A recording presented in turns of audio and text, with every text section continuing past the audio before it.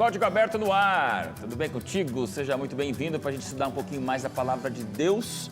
Esse aqui é o seu programa especial onde você vem do jeito que você é, do jeito que você pensa, do jeito que você entende a vida, para a gente, à luz da Bíblia, conhecer um pouquinho mais da vontade de Deus e daquilo que Ele pensa para nós.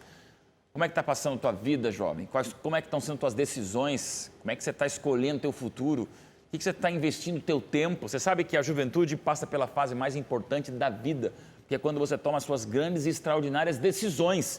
É isso mesmo. Muitas vezes tudo ao mesmo tempo, decisão profissional, sentimental, religiosa, existencial, e aí vem o Código Aberto como esse espaço na grade da TV Novo Tempo para você entender que aqui você tem espaço cativo para ser do jeito que você é e para a gente se tornar juntos do jeito que Deus quer.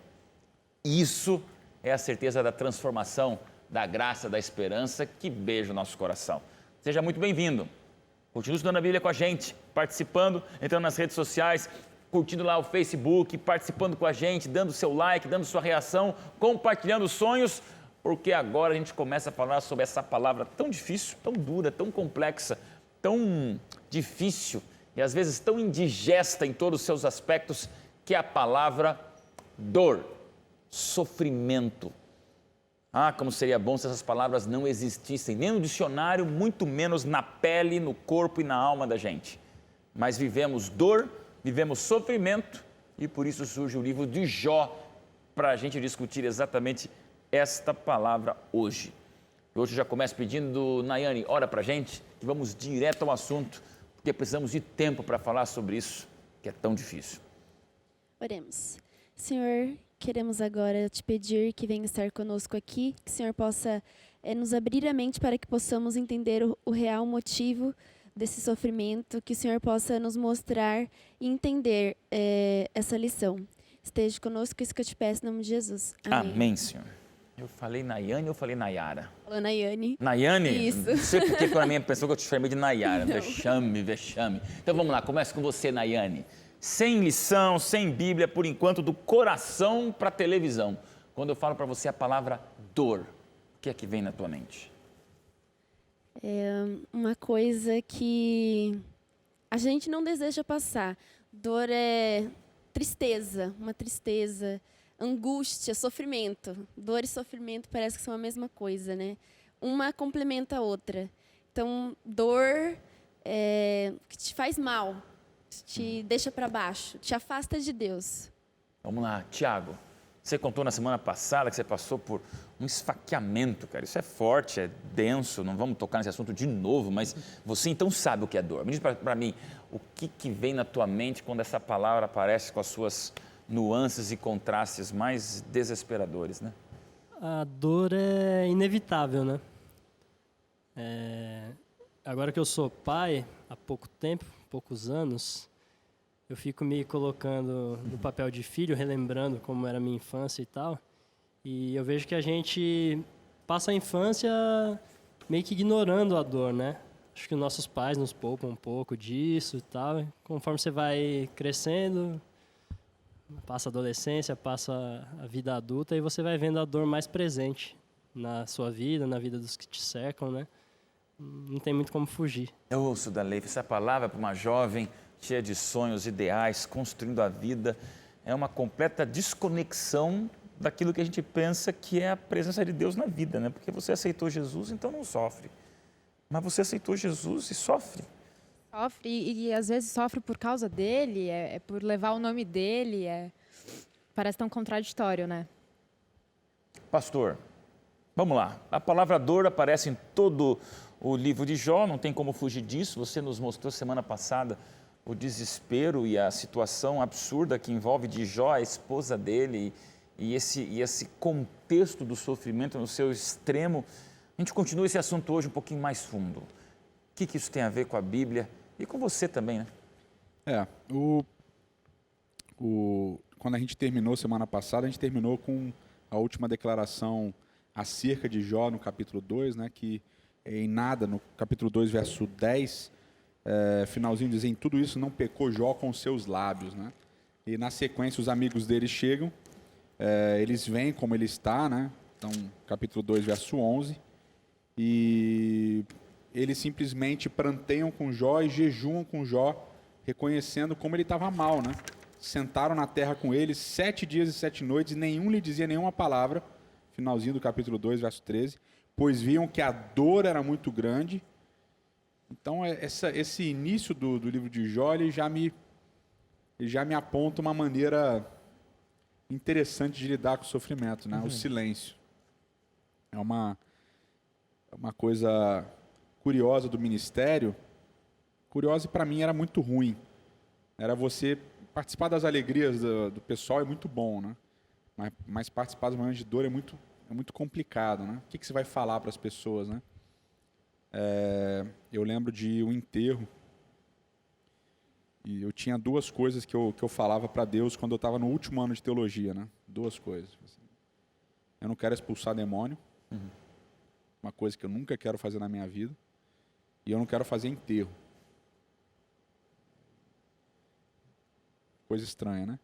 Cara, eu tinha 2 meses de ministério, eu já tinha feito as 2 coisas, né? Deus ignorou meu pedido, basicamente. Eu pedi, ele falou, não vou fazer não.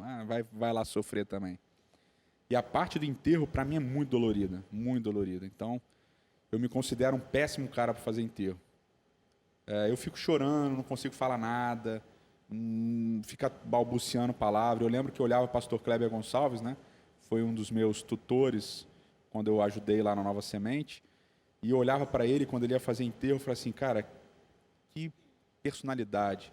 Ele chegava no enterro, ele confortava as pessoas com as palavras, ele sabia lidar com aquilo, ele tinha uma espiritualidade, uma serenidade para lidar com aquele momento, e eu não tinha, né?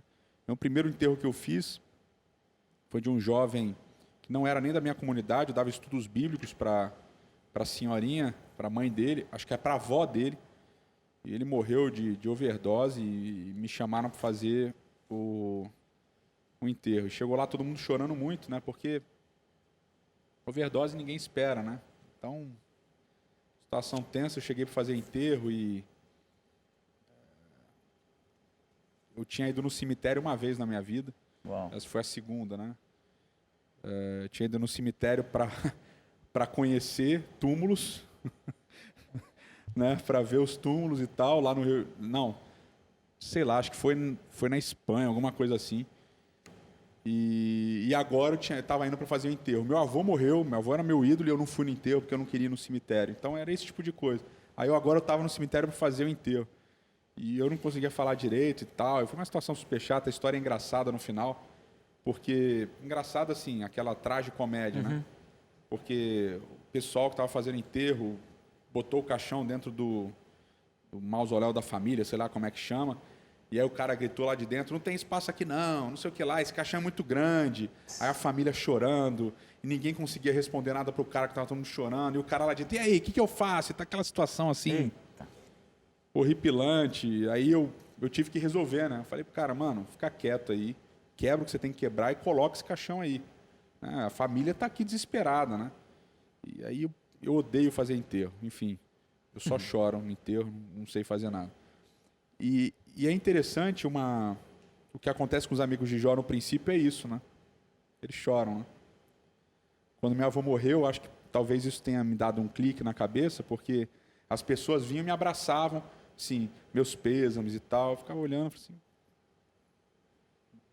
grande coisa, né? Meus pêsames. Pô, legal, agora eu estou consolado, né? Ou, não, foi melhor assim. Melhor para quem? Para você, né? Para mim não foi, nem para ele que morreu, sei lá se foi. Não sei também. Você entendeu? Então as palavras que a gente fala nessas horas são tão idiotas, né? São tão clichês. Eu sei o que você está sentindo. Não, você não sabe. Você não sabe. O que você acha que sabe é você se colocando no meu lugar. Mas ainda é uma dor relacionada a você. Você está condoído por você, pela sua dor. E você não enxerga o outro quando você fala isso. Você só se enxerga, né? Então é muito interessante. Enfim... Todo esse negócio de enterro, acho que criou um trauma em mim, porque eu achava tudo idiota. Eu achava as coisas que acontecem no enterro, que as pessoas falam, é tudo tão... Parece uma encenação, entendeu? E ninguém sabe o que você está sentindo, mas as pessoas estão lá, meus pesos, não sei o que lá e tal. E esse livro de Jó aqui começa com os amigos fazendo o que é certo, né? Cara, você está sofrendo, não vou falar nada, não tem o que eu possa falar que vai te ajudar. Então vou sentar aqui e vou chorar contigo. E eles sentaram e choraram. e prantearam junto com Jó 7 dias. Você está no chão, vou sentar no chão.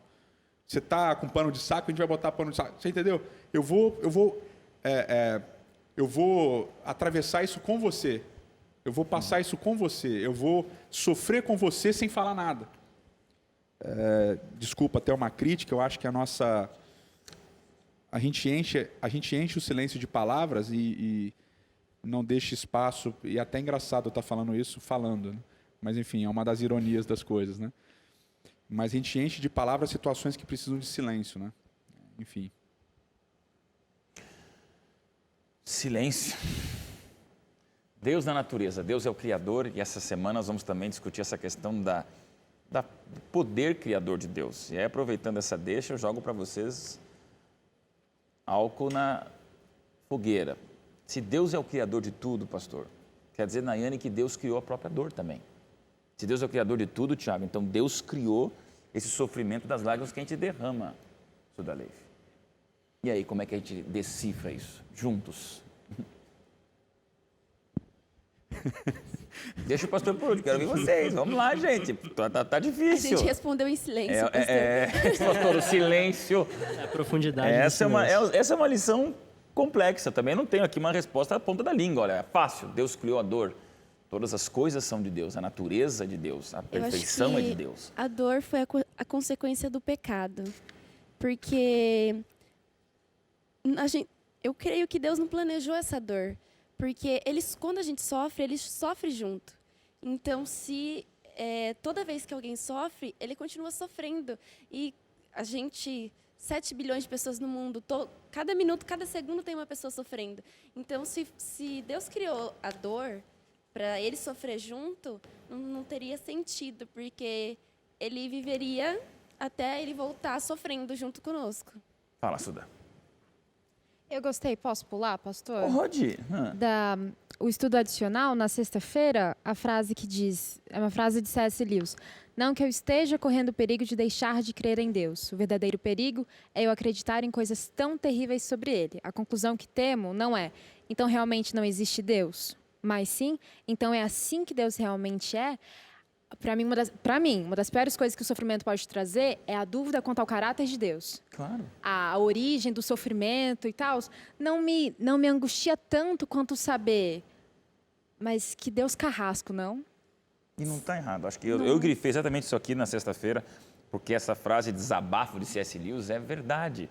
O problema não é o mal, o problema é Deus na situação do mal. Será que esse é o Deus? Ele se importa a tal ponto de não se importar com a minha dor? E que situação é essa? Pastor, até me chamou a atenção aqui, eu até anotei aqui na minha terça-feira, sobre o começo desses 2 livros, né? Vamos pensar que Moisés escreveu os 2 livros, né? Então, Moisés escreve o Pentateuco, Moisés escreve o livro de Jó. Os 2 livros que começam, Gênesis e Jó, são livros tanto de Gênesis com o pecado, que estraga tudo, e Jó, que já é tudo estragado no segundo capítulo, que dá tudo errado para ele. Moisés se dá a preocupação de ambos os livros que ele escreveu começarem com a dor, com essa desgraça do pecado que faz a gente ter questionamentos assim. Se Deus existe, como é que ele não se importa? No mínimo, porque ele não interfere, né? Bom, vamos lá. A ideia da causa da dor, ela, como a Nayane falou, ela tem a ver com o pecado. Obviamente, quando Deus termina de criar tudo lá em Gênesis 1, tudo é muito bom, é tudo harmonioso. É em Gênesis 13 que a gente começa a perceber as desarmonias, a desarmonia do relacionamento do homem com a sua mulher, a desarmonia primeiro o relacionamento de desarmonia entre o homem e Deus, ao comer do fruto, depois a desarmonia entre o homem e sua mulher, depois a desarmonia com a natureza. Então são várias desarmonias, né? E a dor é consequência disso. E a gente lê, né, de passagem, assim, eles se escondem, eles fazem roupa com folhas e depois tem um sacrifício de um animal que está bem sutil no texto, não está tão claro, não está tão direto, mas a dor começa ali, né? O processo de dor começa ali.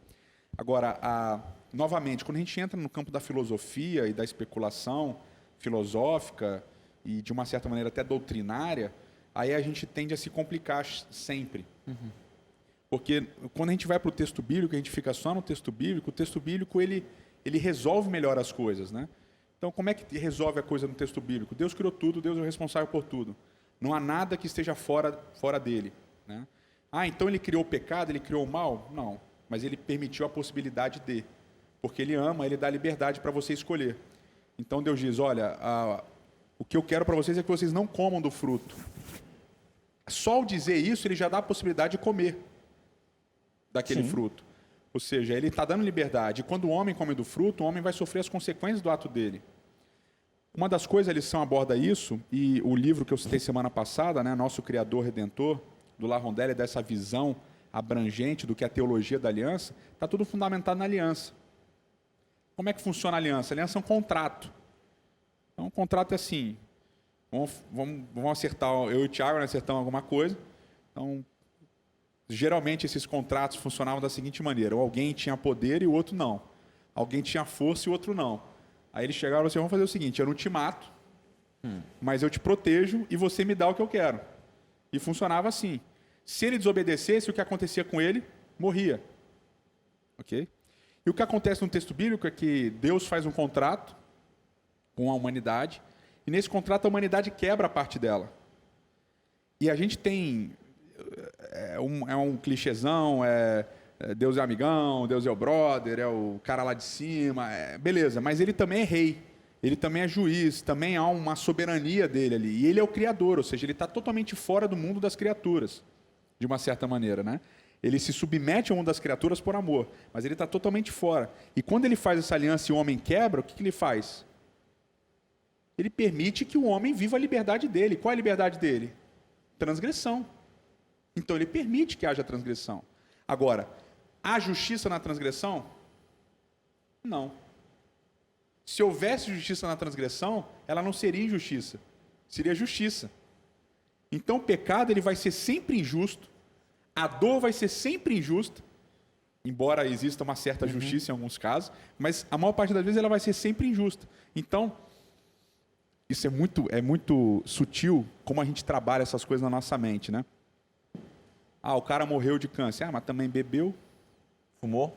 Bebeu pra caramba, tal, morreu de cirrose, tá certo. Okay. Câncer no fígado, sei lá. O cara fumou, teve câncer de pulmão. É decorrência, causa e efeito. Morreu, tá aí. Então, a morte acaba sendo justificada. Se a morte é justificada, o pecado é bom. Porque só morre quem merece. Entendeu? Então vem aquele negócio que é absurdo, mas isso a igreja cristã durante muito tempo ensinou. É absurdo? Não, os judeus foram perseguidos e morreram porque mataram Jesus. Ou seja, a morte deles é justificada, eles merecem a morte. Então começa a entrar num ciclo que é totalmente maluco. Eu vou ter que interromper aqui para chamar o intervalo, mas o dilema continua e quero continuar no próximo bloco exatamente essa pergunta. Se Deus é bom, se Deus é criador e se Deus ama as suas criaturas, por que uma criança de 7 anos é internada no hospital com leucemia e dali não sai mais?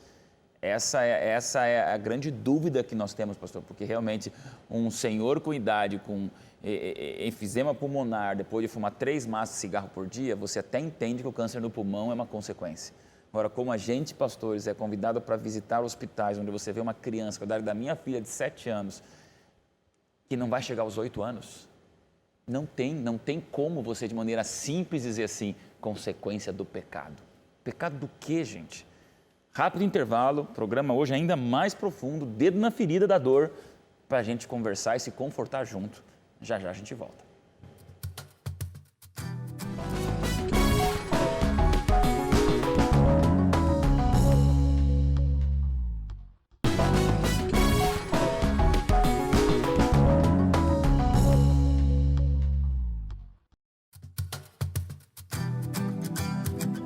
Vamos lá, de volta, Código Aberto, programa especial. A turma tá ali em altos questionamentos pro louvor, vai ter coisa boa esse terceiro bloco, pelo jeito.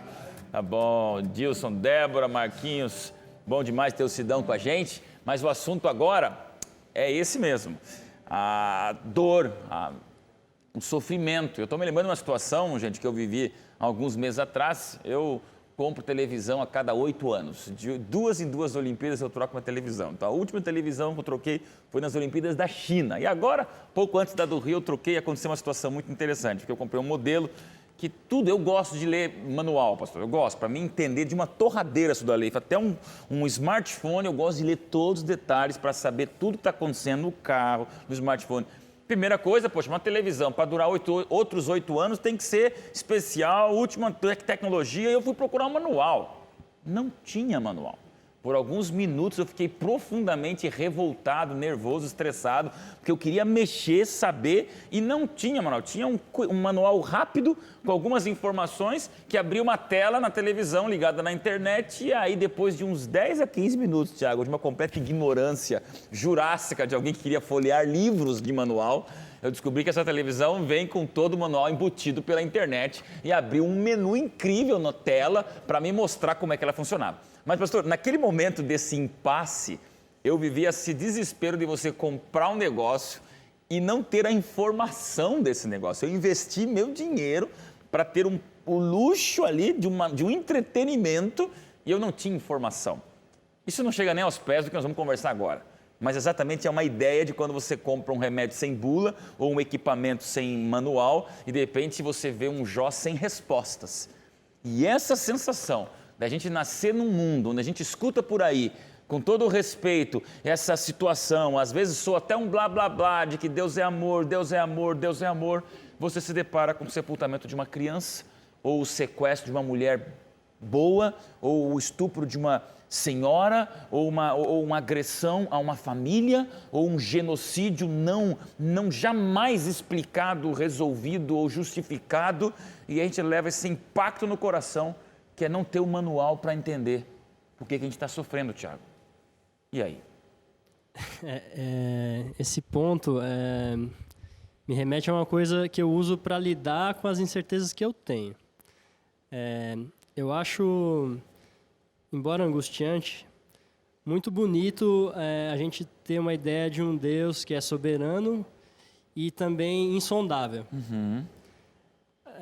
Eu me conforto intelectualmente, pelo menos, a saber que, assim, eu acredito num ser que ele tem uma soberania e ele tem uma natureza que eu não vou conseguir entender na plenitude.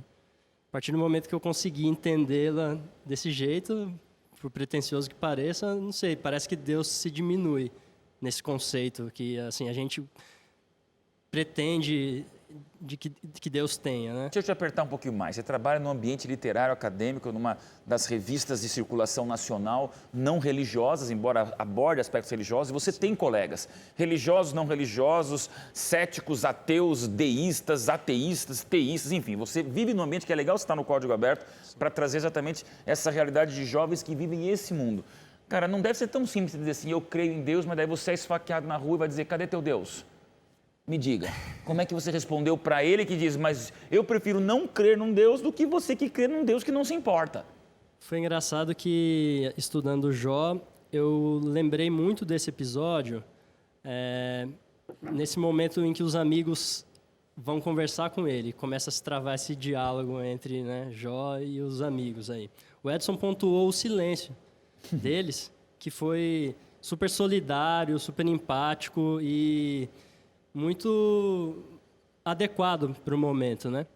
Só que aí teve um momento que eles começam a falar também. E aí eu acho que já não é tão adequado assim. Acho que é natural até.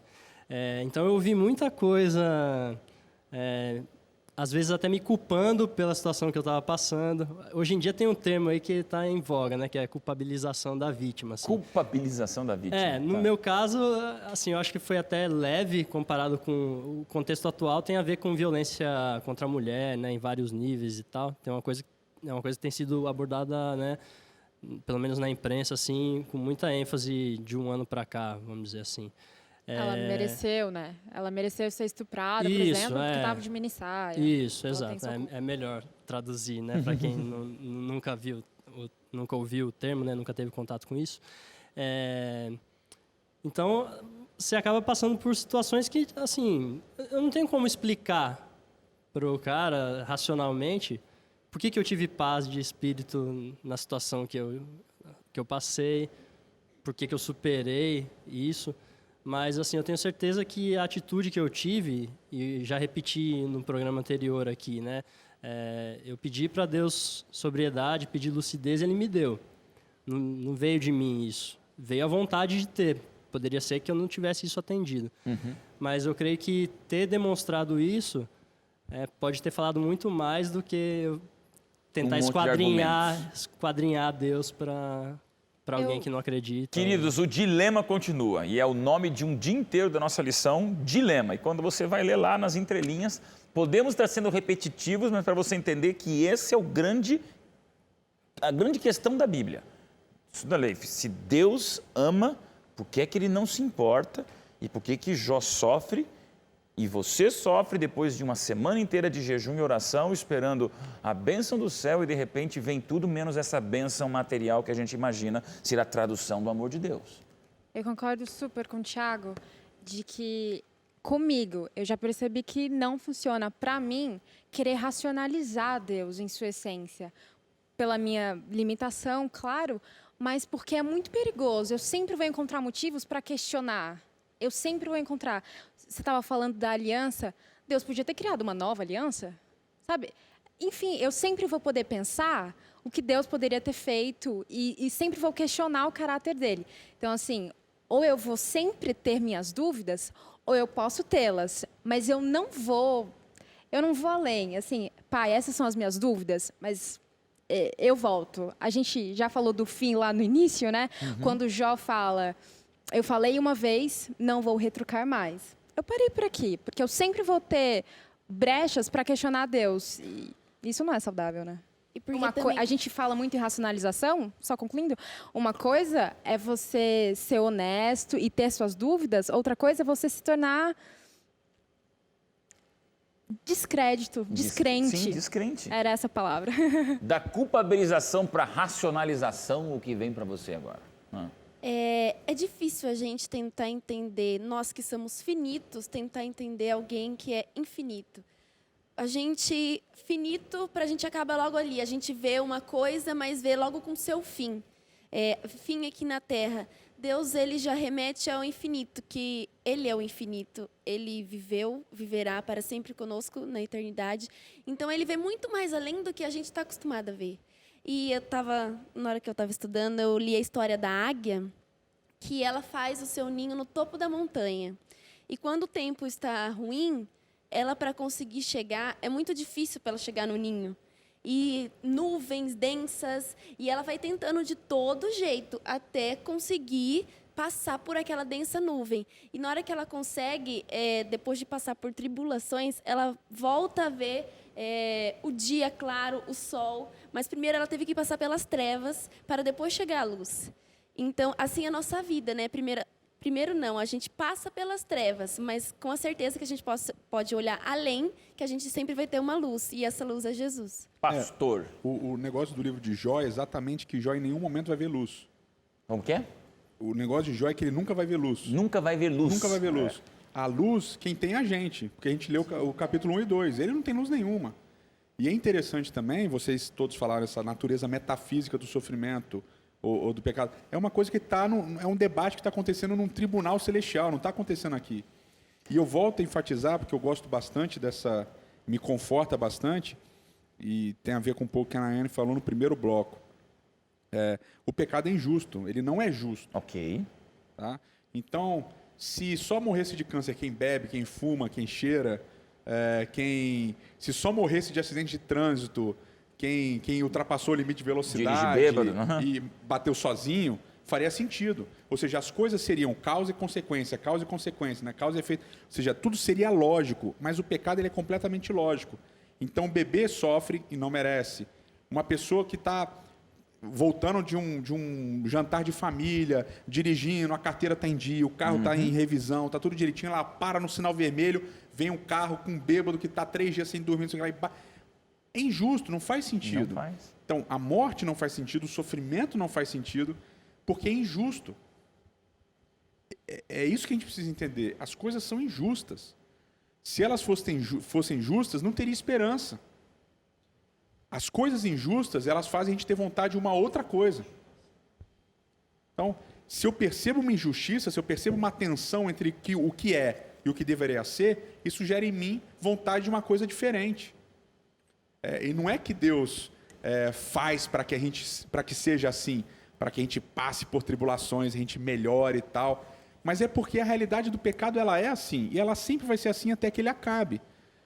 Então, óbvio que muitas vezes Deus prova, né? No caso de Abraão, no caso de Jó, Deus prova, mas na maior parte das vezes não é uma aprovação, é uma consequência natural das ações, não só nossas, mas de todos.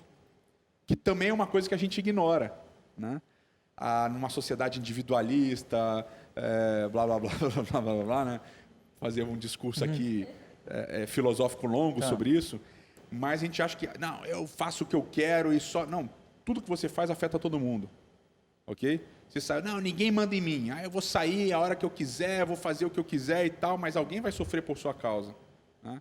Então, eu tenho um documentário que eu vi sobre o rapaz que foi acusado, o rapaz que comeu as pessoas, né? Esquartejava as pessoas, comia as canibalismo. pessoas. Tá. Lá nos Estados Unidos, foi o caso famoso, até esqueci o nome tem um nome lá, o canibal, sei lá. Enfim. Aí a família do cara teve que mudar o nome. Porque todo mundo associava aquele sobrenome ao cara que tinha comido gente. Primos distantes, cara. Tiveram que mudar o nome por causa disso. Então, só para concluir esse raciocínio, as coisas não são 2 mais 2 igual a 4, quando a gente lida com pecado, com a injustiça, com o sofrimento. Não é assim. Não é lógico, né? São ilógicas. E porque elas são ilógicas, elas precisam de solução. E é uma solução que não vem de nós, porque nós somos ilógicos, né? Então a gente percebe, Jó não peca com os lábios. Mas olha o discurso de Jó, quando ele começa a falar, né? Capítulo 3, verso 3. Pereço o dia em que eu nasci, a noite em que disse foi concebido um homem. Né? Jó começa a amaldiçoar o dia que eu nasci, que ele nasceu. Eu não devia ter nascido. Verso 8. Amaldiçoem naqueles que sabem amaldiçoar o dia e sabem excitar o monstro marinho. Escureçam as estrelas, pois se fechou o ventre da minha mãe, nem escondeu dos meus olhos o sofrimento. Verso 10. Porque eu não morri no ventre da minha mãe? Porque não esperei ao sair dela? Então é ilógico. O sofrimento, já pensou da mãe dele ter nascido morto? Como é que seria? Mas ele preferia. Então o argumento dele, ele quer amaldiçoar o dia que ele nasceu. Aí a partir do verso 13 até o verso 19, ele diz, a consequência de eu não ter nascido é que eu estou sofrendo hoje. E eu não queria estar sofrendo hoje, porque ninguém gosta de sofrer. E aí ele pede, a partir do verso 20, ele pede a morte. Porque se concede luz ao miserável e vida aos amargurados de ânimo, que esperam a morte e ela não vem, eles cavam em procura dela mais do que tesouros ocultos. Eles se regozijariam por um túmulo e exultariam se achassem a sepultura. Porque se concede a um homem luz cujo caminho é oculto e a quem Deus cercou de todos os lados? E aí ele vem falando, eu quero morrer porque eu estou temendo a vida. Então, o discurso que Jó faz é um discurso que muitos de nós fazemos em face do sofrimento, né? Você imagina, o pai que perde o filho, o que ele preferia? Ele ter morrido. Claro. Eu prefiro morrer do que passar por isso. Quantos pais a gente já não conversou assim? E é o natural, e é ilógico. O sofrer é tão pesado e é tão incompreensível que eu preferia não viver. Então, é isso que Jó está passando, é isso que faz parte do livro. Não há explicação. É ilógico, não é justo. E é exatamente o argumento que os amigos de Jó vão usar. Ok, chegaremos lá, né? Temos semanas, mas eu quero deixar a pergunta para o último bloco, junto com a música do Dilson e Débora. Com tudo isso na jogada, pastor, é ilógico, é o dilema. Mas aonde fica o caráter de Deus nesse papo todo? É o próximo bloco só, né? Temos 2 minutos, dá para entrar. Vamos lá. Beleza. A produção falou, né? Falou. A Nayane começou respondendo no primeiro bloco, né? E é um dos pensamentos que eu acho mais lindos de todos. Deus criou tudo perfeito. E quando as coisas ficam imperfeitas, Ele é o primeiro que sofre, né? Ele é o primeiro que vai atrás do homem. O que aconteceu? Por que aconteceu isso? Ele é o primeiro a sofrer. E uma das coisas que eu acho mais bonitas é, no livro de Eclesiastes, acontece bastante isso com Salomão. Salomão ele fala, olha, onde estava Deus quando o oprimido estava sendo oprimido? Onde estava Deus quando a injustiça estava sendo cometida? Onde estava Deus, etc. e tal? E Deus está exatamente com aquele que está questionando isso. Deus está exatamente com aquele que não aceita a opressão. Deus está exatamente com aquele que está sofrendo e com aquele que está o criticando pelo sofrimento, porque não é uma coisa que ele gostaria. Então, quanto mais eu questiono a Deus em virtude do sofrimento, mais perto dele eu estou. E é o que vai acontecer com Jó. O livro inteiro. Jó briga com Deus o livro inteiro por causa do que ele está passando. O livro inteiro ele briga. Briga. Tem uma hora aqui, talvez a gente consiga ler depois, mas ele fala assim, as flechas do Todo-Poderoso estão voltadas contra mim e ele está atirando. Deus está me perseguindo. Ele fala, e eu não fiz nada para o Senhor. Ele fala, o Senhor se tornou o meu inimigo. Que a palavra Satã em hebraico é forte, cara. Uau. Você se tornou o meu inimigo, você está me perseguindo. Ele diz, se tivesse um juiz entre nós dois, eu ganhava, porque você está errado. Eu estou sofrendo sem motivo, eu não merecia isso. E aí no final do livro Deus fala assim, você falou certo. Você está certo, Jó. Eu estou contigo.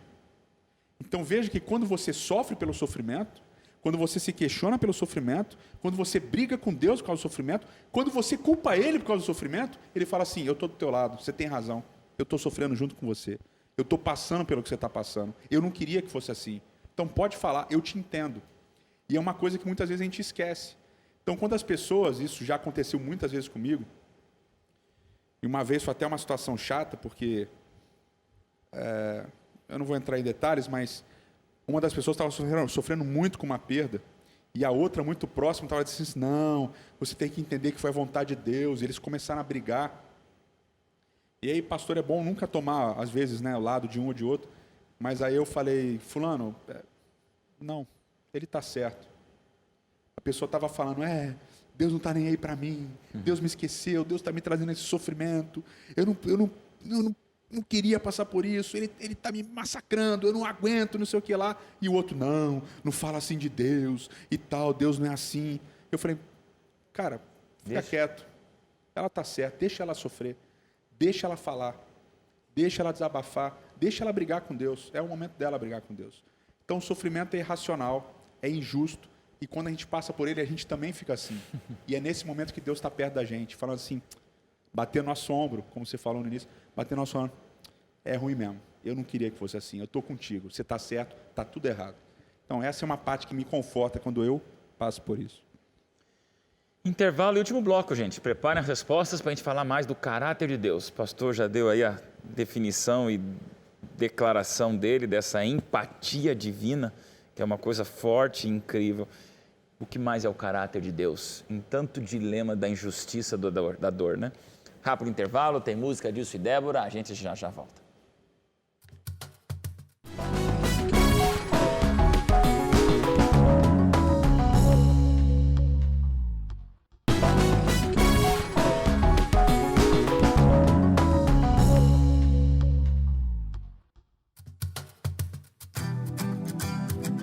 De volta, terceiro e último bloco. Às vezes, no Código Aberto, os intervalos, a gente conversa, discute, estamos inflamados pela discussão. Às vezes, a gente fica aqui num silêncio de reflexão. E é o que a gente tem vivido aqui nesse trimestre com você. Talvez você esteja surpreso. Tá, pastor, mas e aí? Vai fechar a boca do saco quando? Quando é que vai amarrar tudo?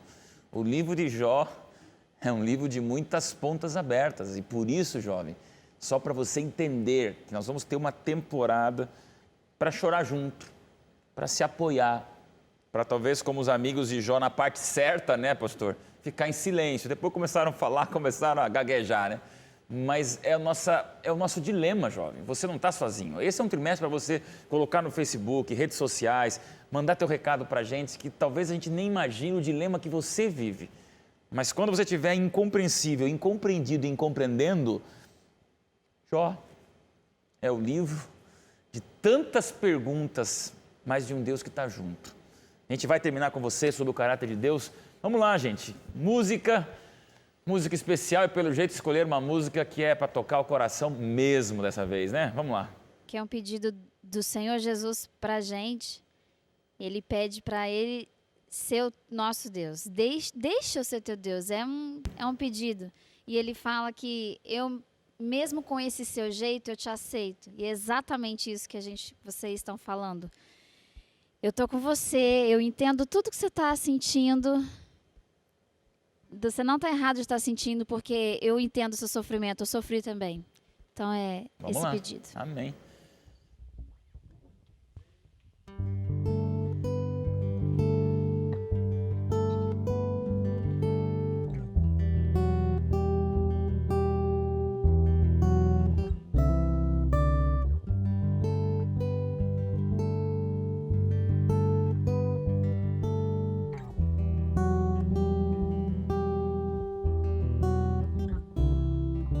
Meus braços abrem quando te vejo correndo, cansado de lutar, buscando abrigo. Eu te aceito,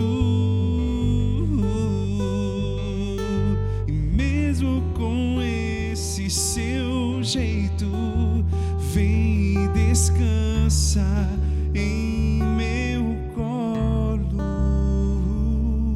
Vem, deixa eu te curo. Vem, deixa eu te amo. Vem, deixa eu te protejo. Vem e me deixa ser teu Deus.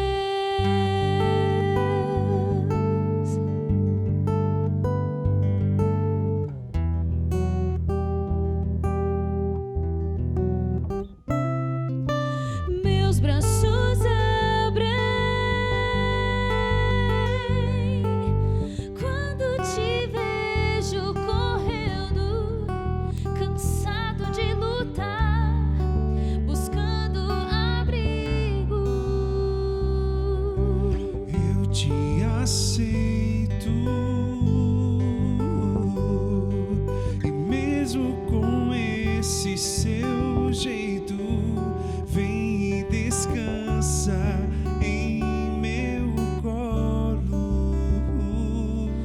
Vem, deixa eu te curo. Vem, deixa eu te amo. Vem, deixa eu te protejo. Vem e me deixa ser teu Deus. Vem, deixa eu te curo. Vem, deixa eu te amo. Vem, deixa eu te protejo. Vem e me deixa ser teu Deus. O meu jugo é suave,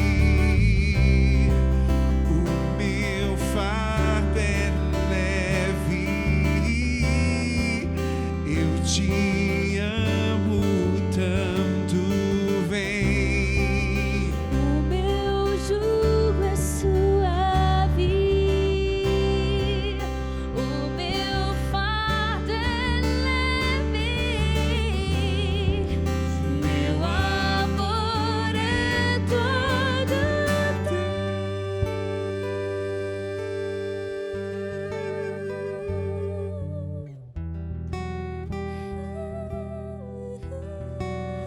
Todo teu. Então vem. Vem e me deixa ser teu Deus. Vem, deixa eu te curo. Vem, deixa eu te amo. Vem, deixa eu te protejo. Vem e me deixa ser teu Deus.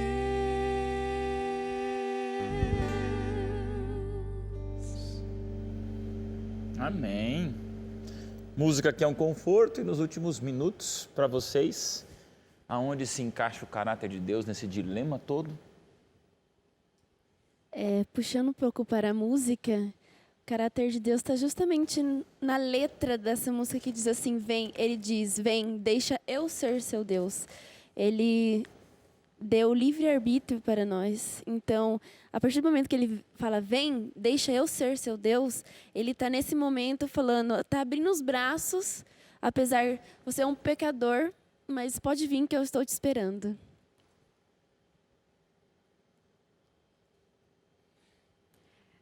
A semana fala também sobre a Teodiceia e eu grifei aqui sobre as tentativas de justificar Deus a partir de uma perspectiva nossa, humana, filosófica ou racionalista nossa.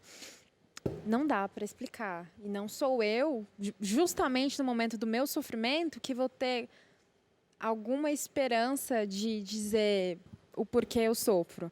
Muito menos justificar Deus ou porque ele interferiu ou não interferiu no meu sofrimento. Ele é Deus sobre todas as coisas, inclusive quando eu sofro. Isso me basta, porque o caráter dele não foi alterado pelo que eu estou passando ou pelo que me fizeram, pela injustiça que está acontecendo comigo. Ele está comigo e é incrível saber que eu fui pego de surpresa, mas ele ainda está sob o controle, inclusive do meu sofrimento. Passa. Eu vou me repetir, eu acho. Essa definição de Deus como um ser absoluto, um ser perfeito, eu gosto um pouco do que o Edson disse também. Desse Deus que quer manter a relação, quer manter a aliança. Acho que tudo isso é inexplicável, porque a gente não merece, vem tudo da iniciativa dele. Não sei como transformar em palavras lógicas esse caráter aí. Fala, pastor. Fala sobre... Deus também não merecia que o homem pecasse. Eu vou terminar, já que eu me emocionei no outro, terminar fazendo uma crítica, né? Que aí eu não me emociono. Aí eu acho interessante que Jó fala, os amigos detonam o que ele está falando. Basicamente, tem uma frase muito boa em Jó capítulo 12, verso 5, diz assim: no pensamento de quem está seguro há desprezo para o infortúnio, um empurrão para aquele cujos pés já vacilam. E aí no início do 6, só vou ler a primeira frase: as tendas dos tiranos gozam a paz, e os que provocam a Deus estão seguros. Então aqui tem duas coisas que eu acho interessante que tem a ver do sofrimento. Primeiro, essa parte do verso 6, né? As tendas dos tiranos gozam a paz. Então, basicamente, não há verdade sobre o sofrimento. Não há uma verdade. Não há uma explicação. Então, Jó era bom, reto, temente a Deus e sofre. Não tem paz. Não consegue dormir. Não consegue comer. Não consegue pensar direito. Ele está acabado. E aí os ímpios estão como? Estão gozando a paz. Os tiranos estão como? Estão bem. Então não tem lógica. Não procure lógica, não tem lógica. Essa é a primeira parte. E a segunda é: no pensamento de quem está seguro há desprezo para o infortúnio. Quando você tenta explicar o sofrimento das pessoas, a dor que as pessoas estão passando, o infortúnio delas, você está desprezando-as. Desprezando-as. Quando você tenta explicar tudo o que acontece com todo mundo, você está desprezando as pessoas. E aí a segunda parte é mais forte, né? Um empurrão para aquele cujos pés já vacilam. Se você está sofrendo, você está vacilando. Seus pés estão vacilando, porque ninguém foi feito para passar por isso. Por sofrer, por perder pessoas, por perder uma série de coisas. Ninguém foi feito para sofrer dessa maneira, com doença, etc. e tal. Aí quando você encontra uma explicação para tudo, o que você está fazendo? Você está empurrando aquele que já está vacilando, ou seja, você está querendo derrubar o cara. Então, essa nossa tentativa vai ser forte, mas beleza. Essa tentativa mesquinha de querer ser o dono da verdade, de explicar tudo o que acontece com todo mundo, na verdade, isso é um desprezo pelas outras pessoas e pela dor que as outras pessoas passam. E isso, na verdade, é um empurrão para aqueles que já estão caindo, caiam de uma vez. Né? E, infelizmente, o cristianismo se porta assim, o cristianismo e outras religiões também, mas o cristianismo, de uma maneira geral, com as nossas explicações simplórias, superficiais e extremamente lógicas e racionais. E como a Su estava falando no início, explicações baseadas no nosso racionalismo, a nossa competência. Foi um pouco do que o Tiago falou no início, a nossa competência em entender a Deus, entendeu? Então, é aquele negócio de você dominar as coisas de Deus. E não vai dar para explicar tudo, mas é o caráter de Babel. É aqueles que querem controlar Deus porque sabem tudo sobre Deus, comandam tudo sobre Deus, tem explicação para tudo sobre Deus. Esse é o caráter da Babilônia. Eu mando em Deus e Deus vai fazer o que eu quero, então Ele não vai destruir a terra, não vai mais fazer isso, etc. E, infelizmente, a gente reproduz o comportamento dos ímpios, desprezando as pessoas e os seus sofrimentos, quando a gente quer explicar todas as coisas. E onde está o caráter de Deus nisso? Em não explicar. Olha aí. Não tem explicação, eu não vou explicar. Eu vou deixar você sofrer e eu vou estar do seu lado enquanto você estiver sofrendo. Desabafo de fim de programa. A gente apequena Deus quando acha que entende tudo. Acabou. Você entendeu, jovem? A gente queria uma resposta que coubesse num tweet para você em 140 caracteres dizer sofrimento e o caráter de Deus se equivalem nisso? Não. Quero apenas terminar com você da maneira como a lição dessa semana começa, que é o nosso verso principal, que sai do livro de Jó e vai para Mateus capítulo 6, versículo 34, que diz: portanto, depois de todas essas discussões, tantas lutas e talvez mais perguntas do que respostas, não vos inquieteis com o dia de amanhã, porque amanhã trará os seus cuidados, basta para cada dia seu próprio mal. Não diga que nós estamos sendo omissos, evasivos. Ih, pastor, ficaram na tangente. O que é o golaço? Se nem nós sabemos onde está a trave. O que é, gente? Acabou. Você entende mais do que nunca que aqui não só os pastores, os jovens, cantores, chegam num ponto onde é confiar em Deus, silenciar e acreditar que estamos no colo dele. E sabe o que é mais lindo, como o pastor bem colocou no começo, é um Deus que chora com a gente, que senta junto, se identifica e deixa. Pode me acusar de flecha, pode me acusar de açoite, pode me acusar de algoz, pode me acusar de tudo, mas eu estou contigo. Jovem, eu queria terminar hoje dizendo para você, esse é o Deus que o Novo Tempo te apresenta. Emociona, constrange, a gente não entende, mas a gente se sente pleno. É isso que nos preenche, de alguma maneira, até a volta de Cristo. Do lado de cá do céu vai ter muito Jó pelo nosso caminho e vai ter muito Jó na nossa vida. Do lado de cá do céu você não vai ter todas as respostas. E até eu digo que aqueles que acham que sabem tudo, pastor, porque ainda não sofreram de verdade. Eu mudei muito minha maneira de ver. Também, né? Vamos conversar. Vamos ver isso, porque na verdade, depois que você passa um verdadeiro sofrimento, Tiago, ou alguma coisa mais drástica como é a morte assombrando você, muda muito a tua maneira de ver, de pregar, de achar que sabe, eu tenho a fórmula, eu entendo, olha aqui, ó, estudo bíblico, vou ler para você 30 versículos e vai entender. Não vai, ou você não sofreu, ou você ainda não sabe o que é realmente não ter mais lágrima para derramar numa garganta que tranca com perguntas que você não tem resposta. Seja bem-vindo ao mundo do lado de cá do céu que espera, com todas as forças da esperança, a vida eterna do lado de lá do céu. E nós estamos ainda no 4ª semana, olha, que temporada, com um grito de súplica a você, receba Jesus, esse Jesus que ama, esse Jesus que sofre, que dói, e esse Jesus que volta. E a gente se encontra aqui no próximo programa Código Aberto, porque aqui a gente estuda a Bíblia de um jeito diferente, de coração aberto e, como sempre, na esperança da volta de Jesus. Até o próximo programa.